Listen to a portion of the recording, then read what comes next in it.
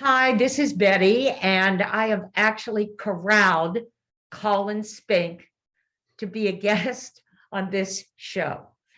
And he will tell you about him, and I will tell you about him.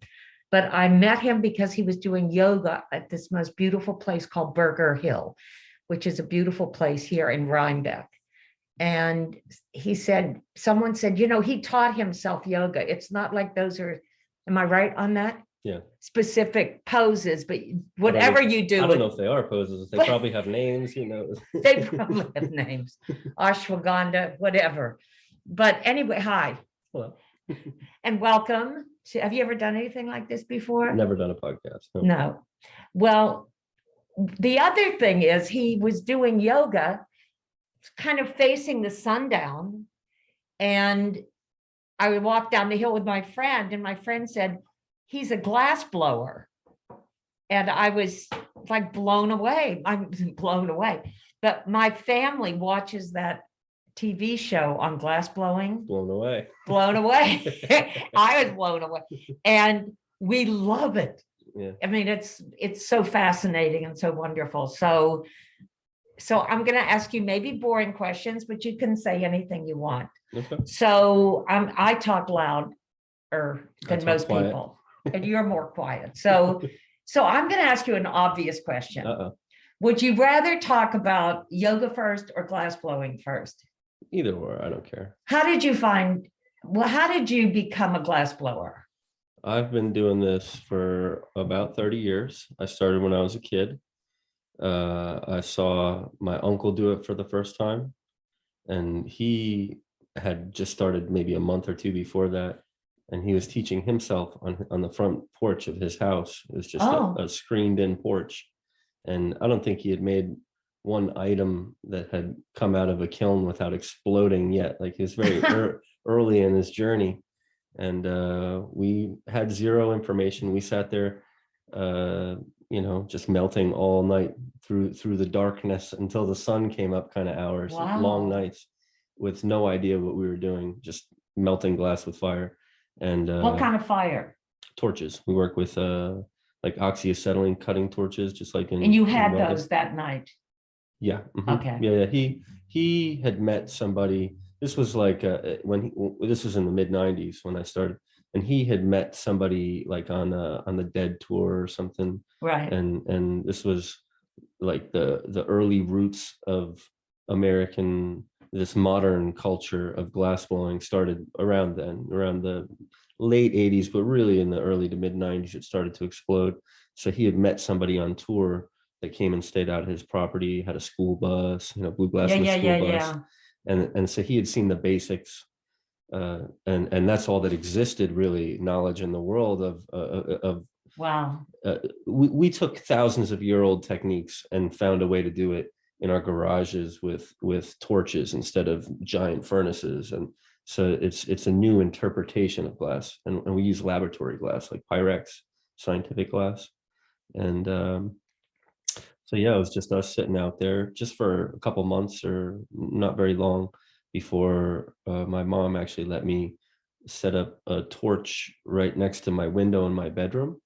And it was actually the laundry room. We had a trailer home in Texas outside of Austin, and it was outside the trailer home. There was the deck, and we built a room on top of the deck. Oh, wow. It was the laundry room. So there was a washer, a dryer, a slop sink, all the tools and hardware. Yeah. And then my bed swung from the ceiling with chains and ropes with pulleys that I tied it up so that it could be usable during the daytime.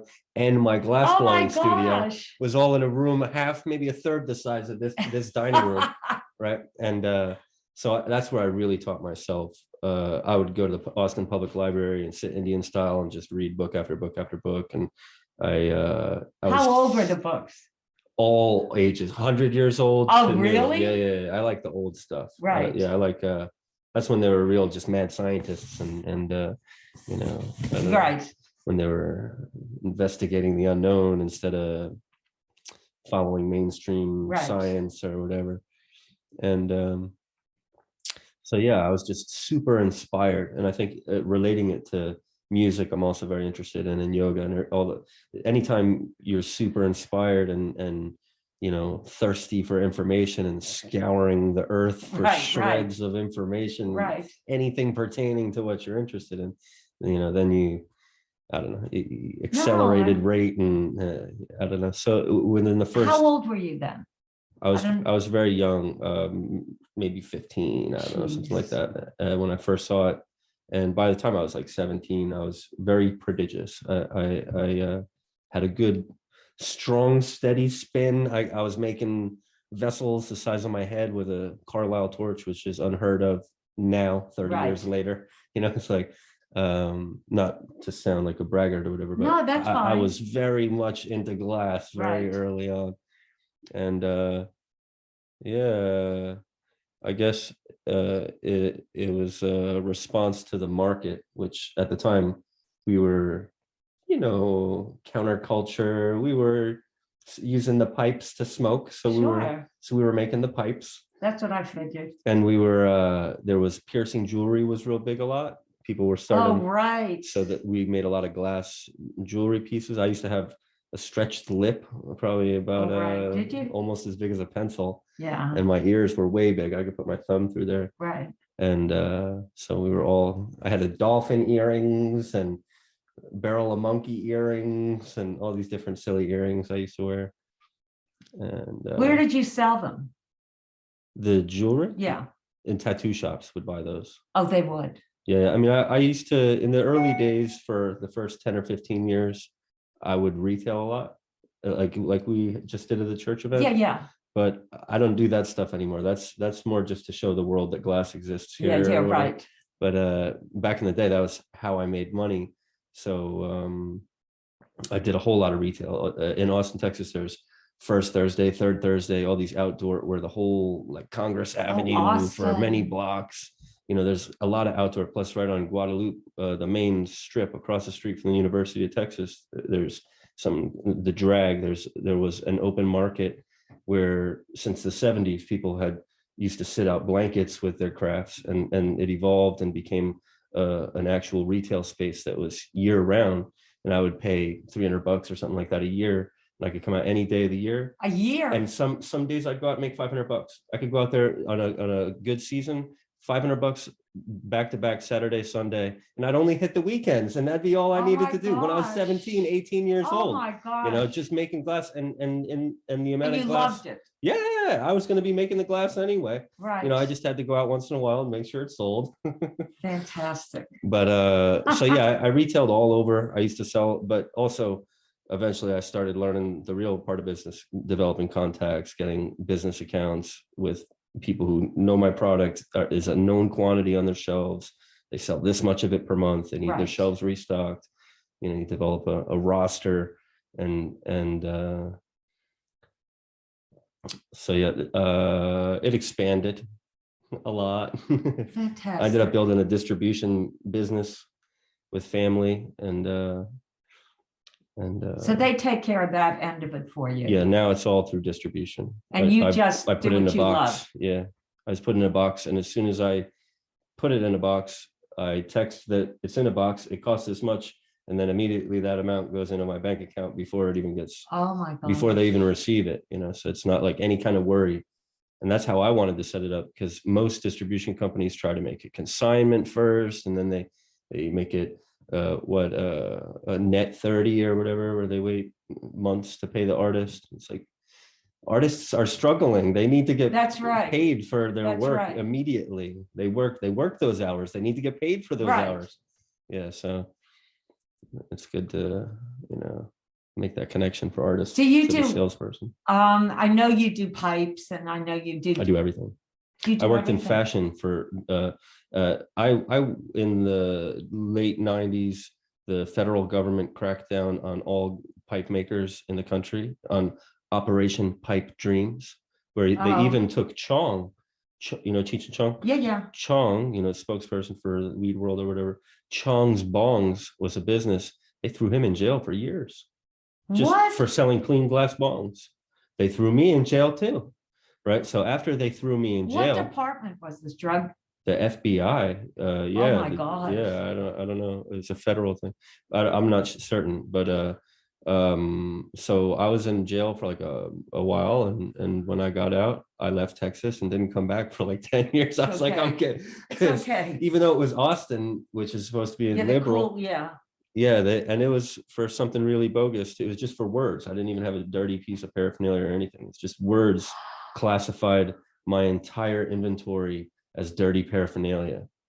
So just having clean glass pipes in a place where I'd always sold was enough to send me straight to jail and have like $100,000 of my best inventory, my entire Destroyed. years of education of work, all my whole inventory destroyed right before my eyes as soon as I got to Oh, Central Booking. no, that's terrible. I mean, like thousands of hours of And work. then how long were you in jail? It was months, not. I think it was a couple months. I And don't when you remember. got out, were you still not allowed to do that? I left. I went to New York State. I moved from Texas, Austin, Yeah. to upstate New York, and I only made jewelry. And I immediately got into the fashion industry. I worked for Colette Malouf was a big name. Yeah. I was her personal glass blower for years. Wow. I worked for Yoko Ono as her personal glass blower for years. I moved straight to the city. I had nothing. I was Good for you. homeless in New York City. And I went from glass shop to glass shop going, hey, you guys hiring? Yeah. Right. Hi, I'm a I'm master here. lamp worker. Like, and I got to Urban Glass, and they were like, you can sweep the floors to earn torch time. So I would sweep the floors for $10 an hour to earn an hour of torch time for 25 an hour. So Wow. so which is insane. Usually anywhere else in the world is 20 a day. In New York City, it's 25 an Yeah. hour. But so I did that. I was homeless. I slept on the streets. I came in and I swept their floors, and then I blew glass, and I took my glass and I went around the city and tried to sell it. And I was there for like less than a month, and they were like, hey, can you make these skeleton keys? Oh, I see. And I was like, yeah, I can make those skeleton keys. And they put me in touch with, well, first they already had a deal struck up with Yoko Ono's buyer, Helen Golden. And they messed up the deal after I had already made like almost all of them. Like they had an order for 500 of them or something. And they messed up, like, sorry, right? Like, Oh my your God. time's wasted, sorry. Oh, well. And I was like, not oh, well. I was No. like, give me her number. Right. So I called and I got Helen Golden on the phone, and I met her, and we worked out a deal to buy what I had made already. And then I ended up doing business with them from then on, personally, without the middleman. Did she sell it? No. She has a house in the middle of the country or something that her and John bought that they loved, like an old Victorian or something. And it has Oh, that white skeleton house. keys and all the doors. What's that white house? I don't know. They did a movie I have no idea. I don't know anything about where that. he played the white piano and. No Oh, idea. yeah. Yeah. So she throws a party once a year, and every year that's a gift to all the guests at that party at that house is a glass skeleton key. And she usually would have a leather case with a zipper made for them. Oh, how beautiful. And the guy that used to make them in Germany passed, so she lost her connect. So she called Urban Glass, which is like state of the art. It's the most state of the art facility in the country. Where is it? In Brooklyn. They moved location. Now they're half as big. I don't know how state of the art they are anymore. Right, right. I'm just kidding. Right. No, I'm I sure they're know. very nice. I'm sure that. It was a stadium. It was huge. I mean, it was, Chihuly or Yeah. he was one of the founding members. Oh. And it was the New York Experimental Glass. It was like a big institution. I mean, it was a stadium sized facility for glassworking. They had everything. I don't know if they still have all that, but it was amazing. Jeez. I once went to Venice, and I went to Murano. to the little shops on the island. There's the factory. Yeah. And I bought a beautiful vase. You can't walk out of there without something. Yeah. You have to take a boat, all crowded in. The land of glass. And I bought this thing, and I think they sent it to me. I don't remember. It doesn't matter. 2 years later, maybe 3, I was upstairs and I heard an explosion. Oh, wow. Yeah. It exploded. Yeah. Yeah. Yeah. Right sitting where it had sat. I bet it was in the sunlight. Was it in the sunlight, you think? Not really. Well, soft glass, which that was, is very stressed out and antagonistic, and heat really affects it. Like people with big, thick water pipes, bongs, Right. thick. They Right. put them in hot water and they explode right in their hands.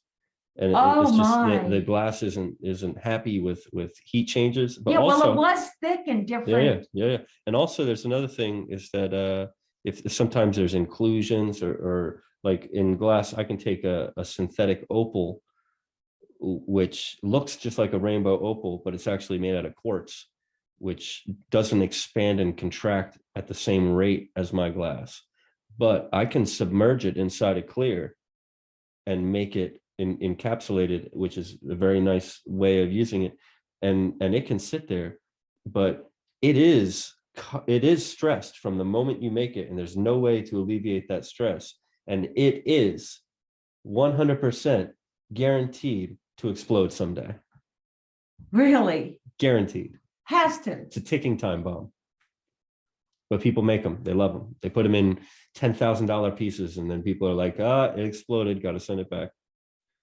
It was a loud noise. Yeah, I bet it was violent. Huge piece of glass. Woo! Huge. Did it make like 1,000 little pieces? Did it like made, explode? well, there were like 2 chunks, and then everything else was almost powder. It was high. It was like so hard to clean up from it. Have you heard of a St. Rupert's drop? No. Yeah, it's this thing they take in soft glass.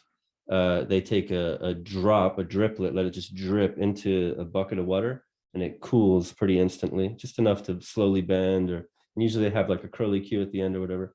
And I've seen on video, they'll take that and take the drip side, the round face it towards you, put it in a vise and shoot it with a bullet. It's so strong. And it's because the stress is all inward, and there's a thing called a polariscope where you can actually, it's like a polarized light or something. You put the glass behind it and you can see the stress in the glass. Jeez. It's orange waves, and you can see how much violent stress is retained in that glass.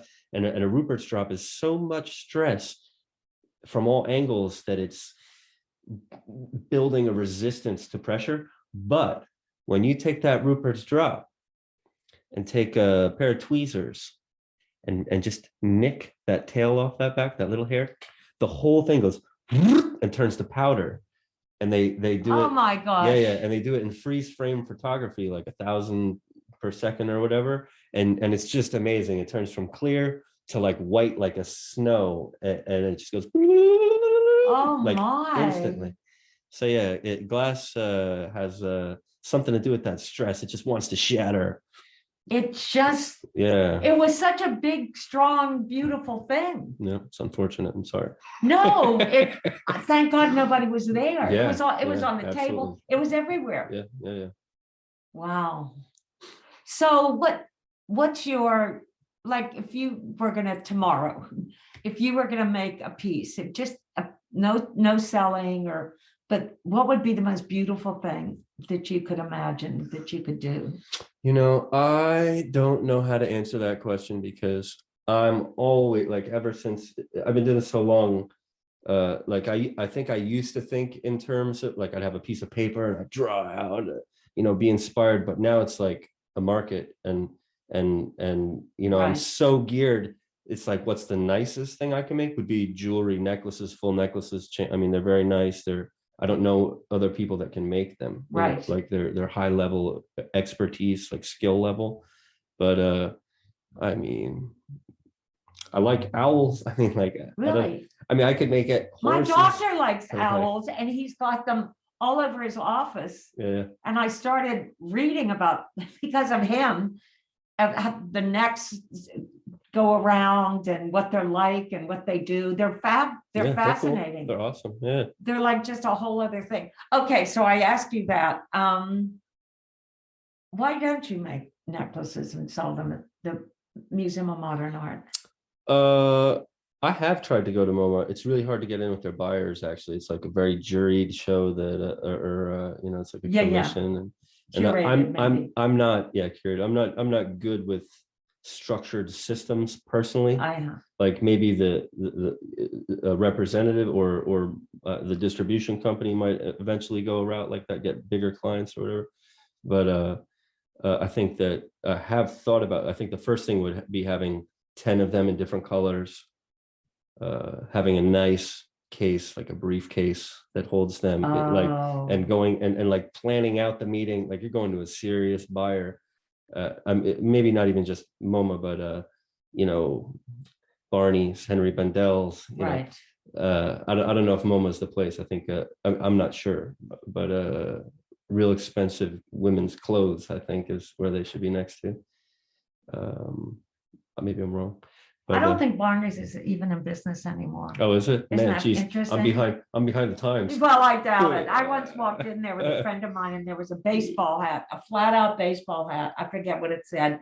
And it was $150. And I said to my friend, they're out of business. They're gone. They're gone. They've lost That's not working. they've lost their minds, They were- whatever they're doing. They were trying their best to keep up with modern times. They're like, But what are now the kids you made doing? necklaces for my kids. I just want to say, Oh, you the made little hearts Yeah, and they loved them. yeah. So a necklace with all those hearts would be absolute.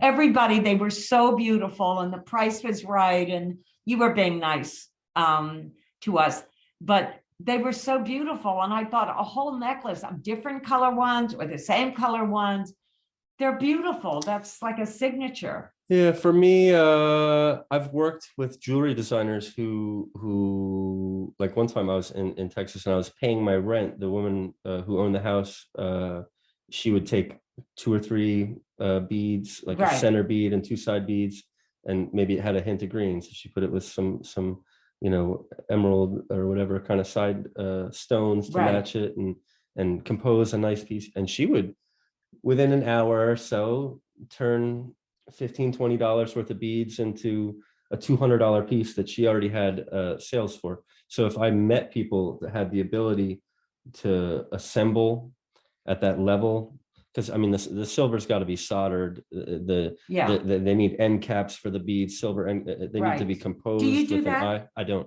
Okay. I mean, I used to try, but it's just it's not my thing. No. And in order to make complex pieces that have a whole lot of thing, like they need to be assembled nice, and that's not my skill. But I think if they were, I'd make the parts. I mean, I always want to collaborate with jewelry designers. If I knew a silversmith, I used to make cabochons, and she would just set them in rings and pendants. And I mean, I wish I knew a silversmith I could collaborate with, or you know, I'm always trying to collaborate with people, like a leather worker, make pieces to set in between 2 layers of leather that shows the image through the face or whatever. And I mean, I'm just thinking, any gallery in Hudson, whatever you do, I mean, how do people get in touch with you? They don't. They don't. I only sell through my distribution. So what is that? Where do they go? Is there any way I can help you with that? No. Build a distribution company. There you go. I'll be right back. I'm going to go build a distribution company. No, actually, the real goal, like my thing is, I'm not struggling with distribution at all. Okay. If I need, I just put it in a box. I'm already there. But just in terms of that, I mean, my real thing is for the next level of expansion is getting more people on board. And I'm less interested in the sales aspect than I'm in the production. So really it's about building a workshop where people work together and create things. I think that would collaborate. Be fantastic. Yeah, that's the goal. And I have a house. I mean, I have a big giant property. Do you? I'm trying to lure people into the web. Where do you? What more can? Where do you live? Do you live near here? Yeah, I'm on 9G right at Slate Quarry. Oh, you are? Yeah, my house needs a lot of renovation. It's kind of a mess. Well, that does. Yeah. So does this really. So, but I like it. Yeah, but yeah, I mean, I figured if there was 2 or 3 people that were interested in glass blowing that also had a knack for sales, and we built a little team, and once in a while we went around and did a retail event or did a couple stores, and for the most part just stayed home and worked. And for me, I worked like a workaholic building this business at 14-hour days for a couple of years, 7 days a week. like a Jeez. crazy I person. bet you did. Yeah. So at the end of that, I'm like, all right, never again in my life. And now here you are. But you want to do something different now. Yes. And now the goal with like that, the idea of that business model or whatever, and getting those people together is that the work day is not ever going to be like work crazy. It's more about the job and the business model is to create an ideal artist's lifestyle, and the lifestyle is what we're ultimately going to sell, through retreats, or like it'll be a rubric of what works to stay healthy mentally and physically while instead of just working your fingers to the bone and brain to insanity. Is there a spiritual quality to what you do? Meditative? I always end up in these conversations. I would say Does that mean, would you like me to change the subject? no. Oh, okay. No. I mean, I guess it's that I'm highly opinionated, and it always comes up. And like I was talking to Steve, the pastor at the church there, and I have a lot of experience with churches from poverty and whatnot, soup kitchens and whatnot. Right. So like I have a lot of appreciation and respect for the church in general, and their role in culture and society and small towns and people's lives and all that. And like I want to be a part of it. So that has nothing to do. So nice. So that has nothing to do with spirituality, though. Really, I guess that's an institution. That is the real. Yeah. That is the real meaning of it all. Yeah, connectivity. Is to give back to someone else and to find the beauty in life. Yeah. I mean, I would think that's what churches are supposed to be doing. Yeah, and for me, I relate that a lot to communities, because I've lived in like hippie communes. Yeah. Because I've lived in a bunch of communities. Communes. Yeah, communes. Now they call them communities in the PC world. Right. They were communes. Now they're intentional communities. Yeah. Right. And you can go on the FIC, the handbook, and see a list of all the ones in the country, and there's a whole lot of them. There are still. Oh yeah, some of them still is now. I mean, they're all mostly new. There's maybe a dozen that are around from the 70s. Do they all have leaders? It's funny. I think a lot of them started with leaders, but I don't think that jives with the modern world as well. So the one I lived at in New York City, Gonis, which has been around since the 70s, they had a leader. Her name was Mildred, and she was like 20, 30 years older than all the rest of the founding members. And they were, I'm pretty sure, I might be wrong, but I'm pretty sure they were her students in like psychology or something. And it was an experimental and communal living. Right. And they would hook each other up with feedback learning diodes and read each other's meters while interviewing all your friends around, asking you about your childhood. Oh, wow. But so that's what it started as, with it being an experiment led by someone.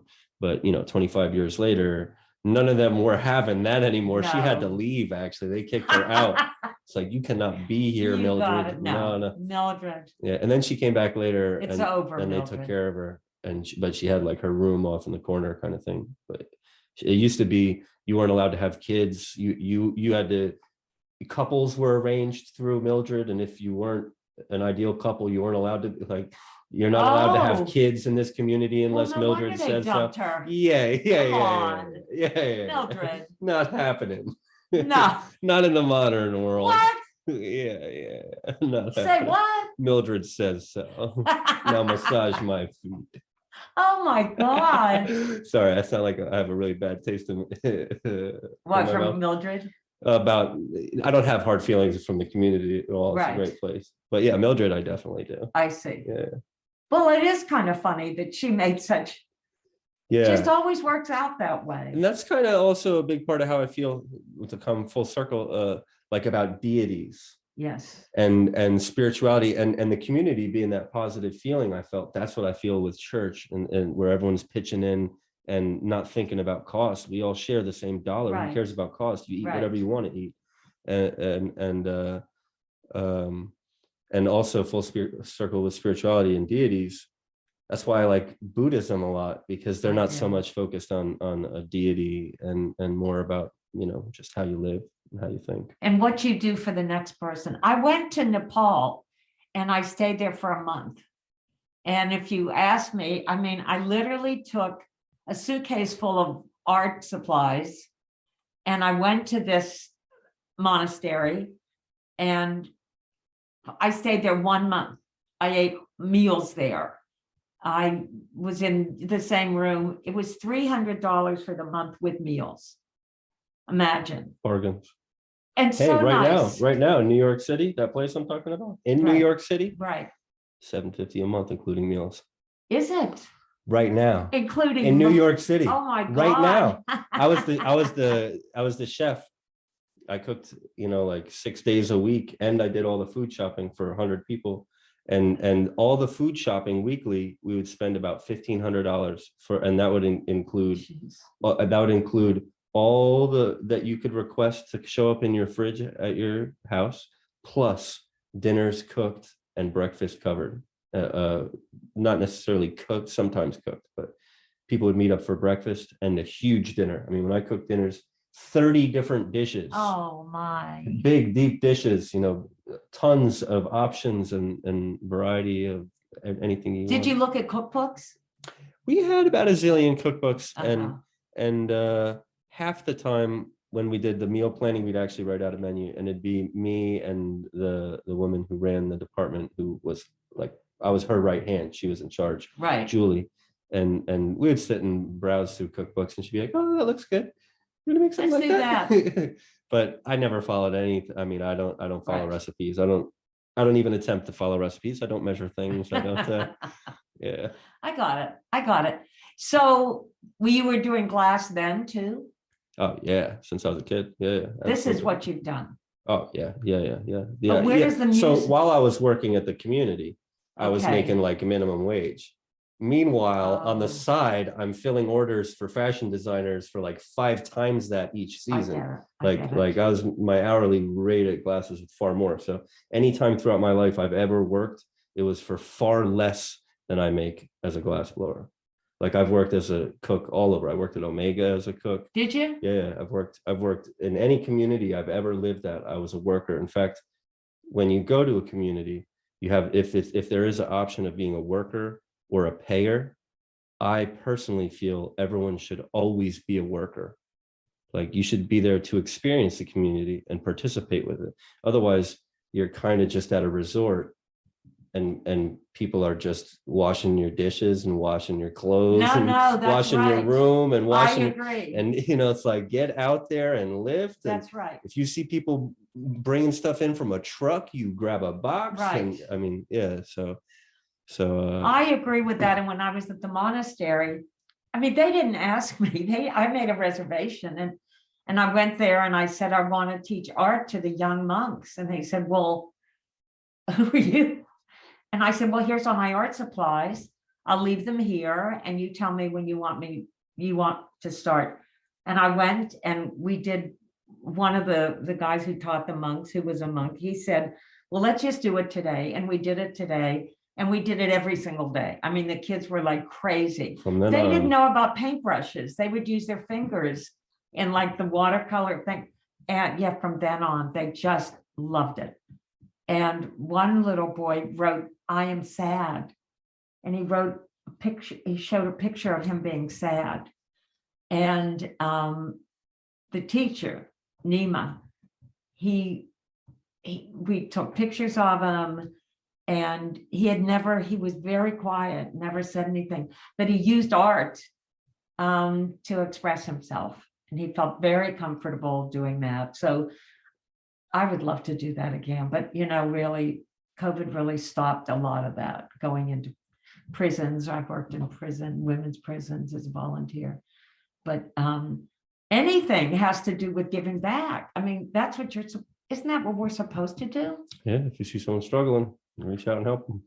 And just be that person that can help them.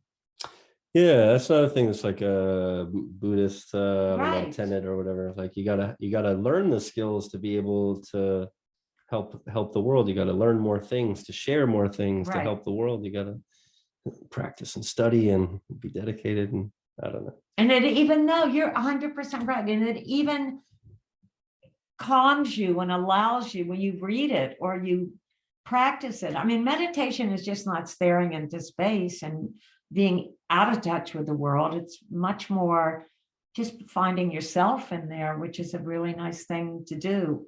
I mean, how we got into this conversation, I don't know. I know, but I mean, I know there's a Buddhist monk that I just love him, and his name is Matthew Richard, and he's an incredible photographer, and he has built like 16 communities throughout Nepal, and the goal is to educate the boys and girls.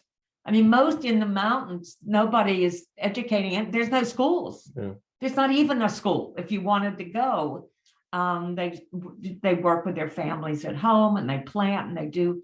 So he's built schools, and it's making a really big difference. Anything you can do to reach out. So I don't know. I don't want to stop talking about the glass. Well, one thing I wanted to do with the glass, right, was to reach out to, a long time ago. This was one of my visions, was that because a long time ago, glass being called the two types of glass blowing with the big furnace and the pole. Oh yeah. That's called offhand glass blowing. And what I do is called lamp working, because I work with a torch. Right. And 300 years ago, it would have been a lamp, an oil lamp, like animal fat lamp. Yeah. Just a candle flame kind of thing. And they have a bellows foot pump with forced air and a bunch of like straw things that are actually tapered venturis that force the air from all different angles at this candle flame that won't go out, and it makes it focus and aim in a direction to a point. So that was actually how they actually used to make a focused flame hot enough to work glass with these really primitive setups. I wanted to build these in like third world countries in Africa and South America, and leave like the diagrams for building them. Build a couple with just the trees and the cows and the local resources, and a diagram for how to build more, and a laptop with eBay and a resource and a pricing guide, and teach them how to make 5 or 10 of the things. Oh my God, that's changed the world with glass blowing. You could. But that's just a crazy dream right now. You know, I belong to the Rotary Club. Oh yeah? Yes. My grandma was real big in that. Well, I never in my life, I was a model for so many years. I lived in Europe. I lived all over the place. And I joined the Rotary Club, and they do a lot in different countries all over. And that's like a great idea, because you're teaching them to have a craft. Yeah. Yes, that's teach a great man to fish. idea. Don't just give them fish. That's right. Teach them. Teach them to fish and give them a laptop. Who said that? This man's got to get on eBay. Do you not like laptops? No, well, I mean, I prefer phones just out of convenience. Right. No, you know what it is that laptops are really expensive. I've only owned one laptop in my life, and I still own it. And it was from Spain, so everything's in Spanish on it. Oh and my gosh. And I don't speak Spanish. and you wonder why you don't. And I have managed. I can do just about anything on this laptop. I've managed to navigate through complex issues in Spanish. But that's very funny. It's also from like, that's so crazy. It's also from like 2005. So it's totally forget it. It's out of date. You couldn't even probably give it away. Who made it? Someone gave it to me to begin. It was an Acer, one of those like $200. Oh. It doesn't even so have a you disk do drive. not own a life. Basically, I own nothing. Well, I want to ask you now about music. I'm a bluegrass person. Yeah. Americana, we call it. What kind of music do you play, or what instrument do you play? Well, that would be just as long a story as any. Is this going to be a harmonica? No. Like, here they go. I was going to bring a clarinet actually, but yeah. So when I was a kid, the music, well, I guess it starts even earlier. When I was a little kid, I was from Austin, Texas. So my family growing up, was all classic rock, and my mom's favorite band was what, Timbuk 3, right? And so Stevie Ray Vaughan kind of thing. Stevie Ray Vaughan, BB King. We would go to the auditorium Shores. Would be free concerts every, just all the blues and jazz in the world was just for free right at the park. and my stepdad was they called him Ed the Red, and he was a Willie Nelson lookalike in movies with Willie and stuff, and he was also really good friends with Willie, and he was also Willie's weed dealer, and he's dead now, so I don't care, I can say whatever I want. It's not incriminating, but You mean Willie smokes weed? tons of weed. Yeah, right. Yeah, so when I was a kid, we'd go out to Pedernales, which is Willie's golf course, and go golfing with Willie when I was a little kid. No. Yeah, and he'd had this red Rolls Royce golf cart. He'd let me drive around. We'd go hang out in his recording studio, and he's just a really nice old guy. And so that was the culture growing up, was a lot of music. And my stepdad was a good guitarist, and he was an AC.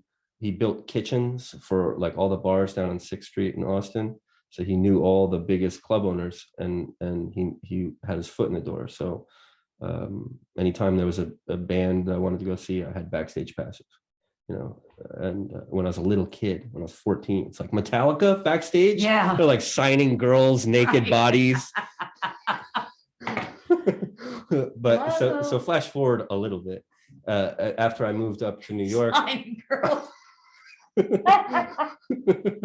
It's so true when you're standing there 14 years old. And so fast forward a little bit, now I'm up in New York, and it's like the mid-90s, and it's like hip hop is just really rampant. It's like anywhere you go, in hip hop culture, which to me, hip hop culture is the jazz of the modern era, in that it's a purely American art form. Well, now it's everywhere. But you're right. And it's also right. A melting pot art form that's inclusive of everyone else's. And so whether it's classical music, give it a heartbeat, that's right, or whether it's, you know, African whatever, or if it's a funny timing, 12/4 or whatever, 3/4, 6/8, who cares, we'll make it hip hop. Right, so it's all inclusive. And at the same time, each era that has a counterculture music attached to it, like folk or whatever, also has its own poetry, its own art, its own dance, its own this, its own that. Hip hop has all those things, just like everyone else. 100%. The Renaissance era, everyone since the beginning of time. You know, cavemen, I'm sure they had their own style. I'm sure they did. They had pentatonic. Oh, remember that? They had different before scales exist, because Martin Luther pretty much created music, or written form of music, in like the 4th century or something. And most of the types of scales we have, I mean, types of chords and sounds that we even have in music right now, didn't even get discovered until like the 1600s or something. So like, it's a really recent heritage. But what was I rambling about? Oh yeah, so hip hop's like all inclusive. So when I was young, it was all hip hop growing up. So breakdancing, beatboxing, graffiti. I was in New York. This is what we did. This is what all my friends did. No, that's and also it was a time when raves, you know about raves? Yeah. They had just came from the jungle music, which is what I was super snobby about my music. Right. So I love jungle and drum and bass, because that's what you get like breakdance to real nice. Right. And that had just came from the UK. It just had been invented in like the early 90s. And when I was going out, that was the thing, the newest thing. In fact, we were going to raves before jungle hit. It was just hardcore, and kids were breakdancing to hardcore techno, which is just like, how do you breakdance to this? No, you don't. I'd see kids doing windmills to it. But so yeah, that was, you know, jungle techno and hip hop. And I was in band for like a year as a kid growing up, maybe 2 years, playing trombone. And were you? Mm-hmm. Oh wow. So I had a little bit of experience playing jazz and classical. And then as I got older, right around my late 20s, somewhere right around then, I started really getting into music again. That's when I just started buying instruments like a crazy person. And like, I was living in New York City, I would go on Craigslist and see a guy selling a baritone sax for cheap. I'd end up at his house in 5 hours, and I'm walking away with like 2 clarinets, a trombone, a Barry sax. What else? You got some music stands back there? You got some microphones? Right. You know, pretty much soon enough, I got like 50 of every kind of instrument that exists. like literally, I was Wow. obsessed, crazy. And Horns, not guitars. I had guitars, cellos, Oh, you violins. did? Oh yeah, You, do you know electronic Future thing. Man? Never heard of them. So I did I joined master class. I quit it too, but I joined it. And there was a guy who did nothing but graffiti for years and years and years. And then he started doing environments, and then he started doing paintings. And he's really, really interesting. He was so, like I imagine you would be as well. He made that paint his own. He made the concept of spraying paint like a whole other thing. He was spraying regular paint. He was just, and it was so exciting to watch him, as opposed to, well, I'm just going to do what. These are my letters. Yeah, I mean, someone's going to teach me how to paint. It just doesn't work that way. Not with you and not with him. I feel like some people learn a craft as if it's a craft that exists, and some people are I mean, maybe this isn't what you're saying, but and some people maybe start with a process but then evolve this process into like something completely new, like that the way that you're even doing it is even the foundation of your process is different than anything else anyone. They're working with the same material, but I mean, I was taking art lessons and it took all of my heart and soul out of me. I can't explain it. I mean, and then everybody at the end of the class would critique it, and it's just not having the critiquing part, or just the forcing yourself to make something well, the critiquing part, what happened during the pandemic is it wasn't me and a painter friend of mine, or my teacher was a painter, and he was a wonderful, wonderful painter. And I studied with him years ago, and we were next to each other and we were looking at our art and the color and the thing.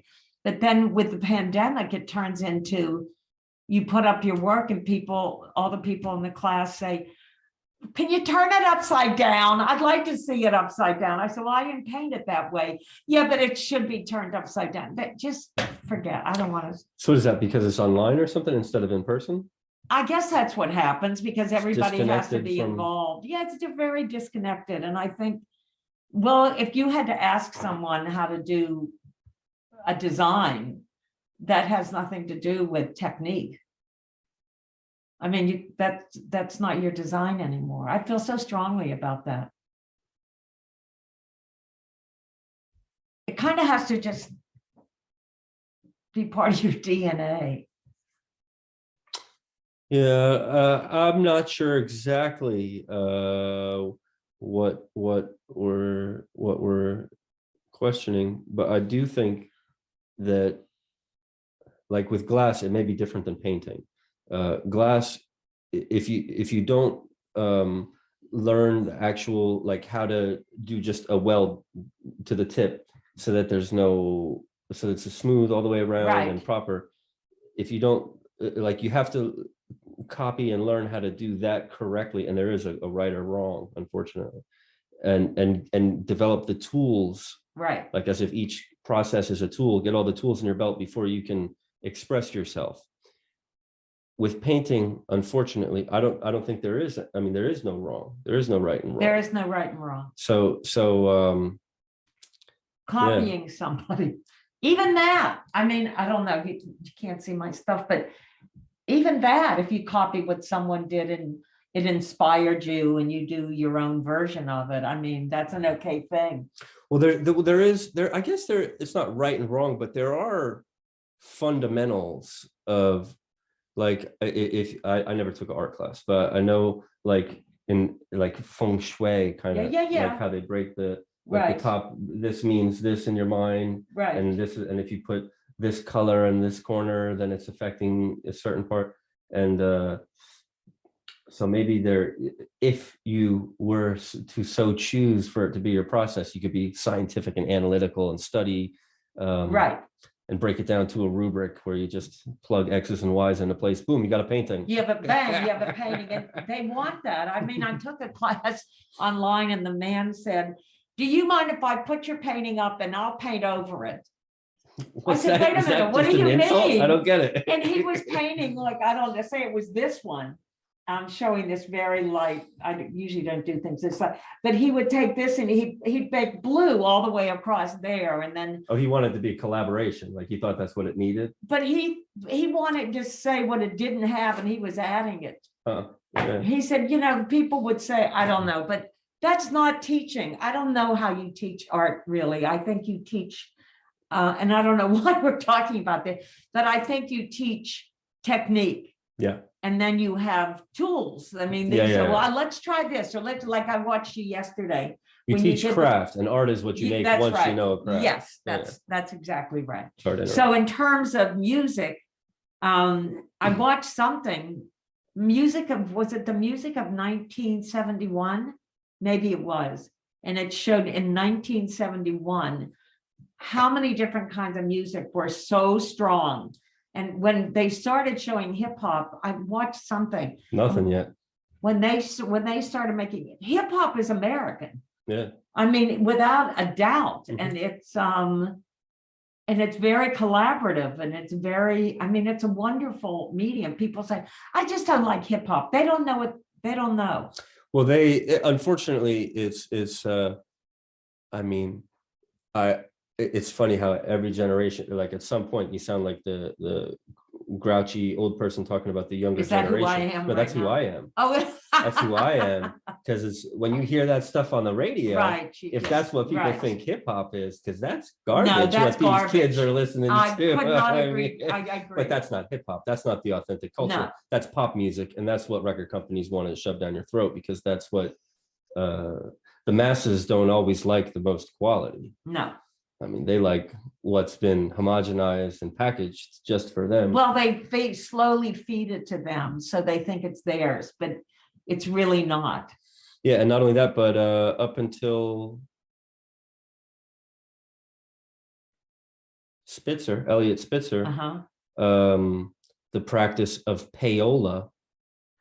Oh. Have you heard? Of course. So yeah, pay for play has been the practice since the beginning of time. If you want to be number one on the radio, which means you're the number one heard in this country, you need to have a financial backer to pay somebody to play you on the radio. So that was up till the mid 90s. Hip hop stopped that. There was a hip hop artist who said it aloud, made a big deal about it. Everyone thought he was crazy. Elliot Spitzer said, "Really? Is that what's going on?" He stopped payola permanently. Elliot Spitzer. Elliot Spitzer. Good for him. Who was the hip hop person who said that? You don't remember?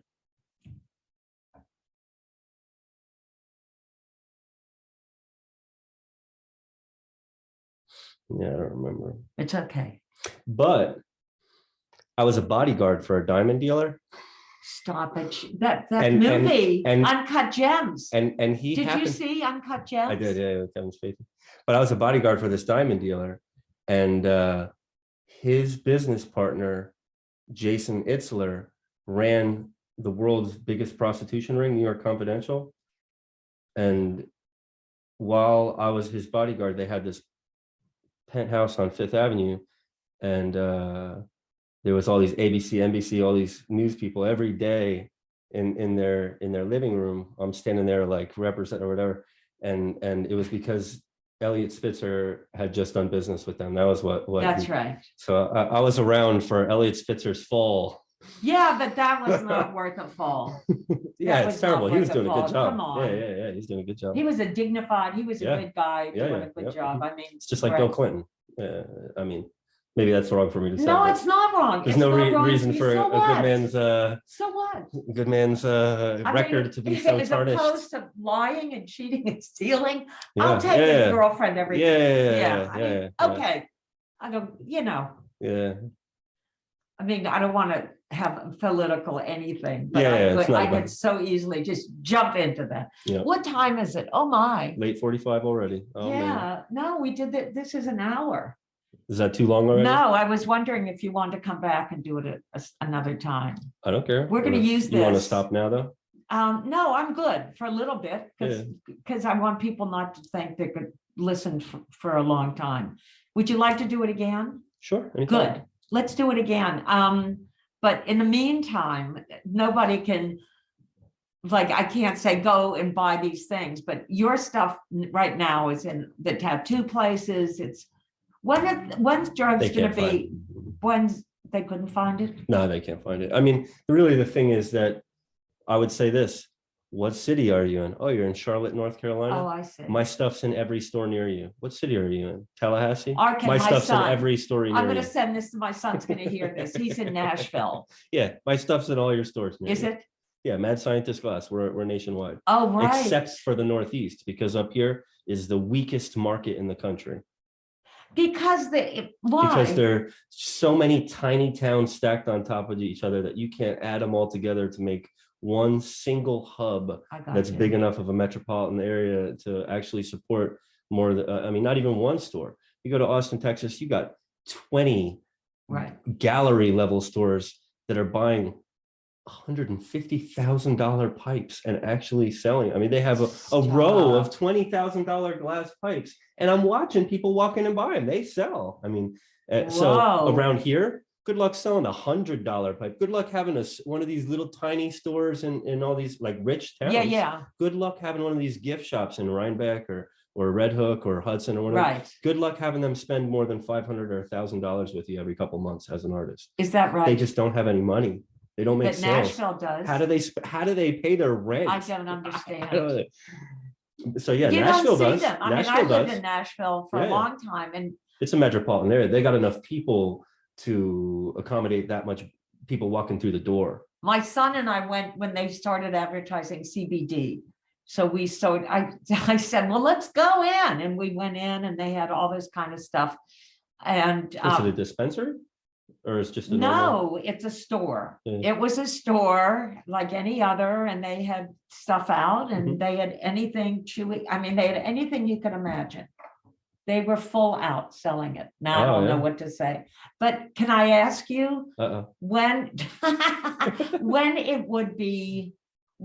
would you be able to walk into a store and buy marijuana, do you think? What do you mean? Can you do that now? Not Absolutely. a dispensary. Oh, you mean just anywhere? Yeah.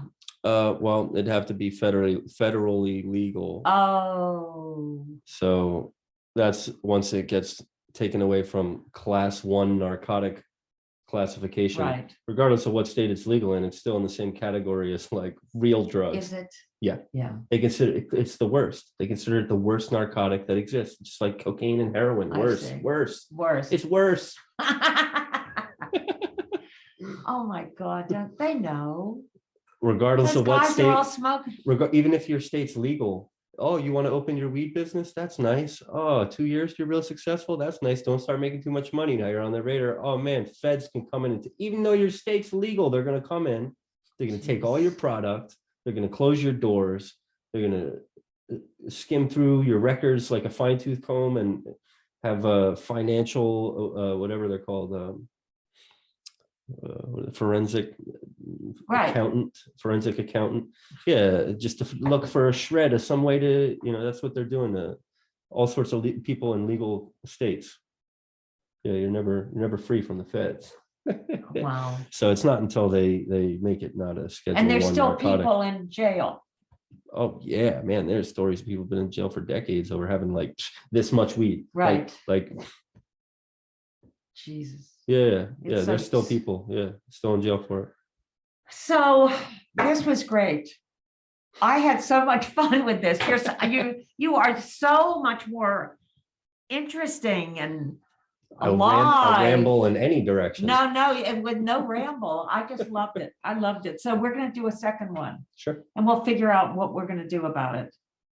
Okay, that's great. So again, I forget your last name. I'm Colin Spink. Oh, Colin Spink, everybody. And we're going to do another thing. Do you have a picture that I can put up to show? Geez, not now. Yeah, we could come up with one at some point. I'll take a picture. All right, everybody. All right, Colin Spink. Signing off. Signing off. Thank you, everybody. Oh, this was great.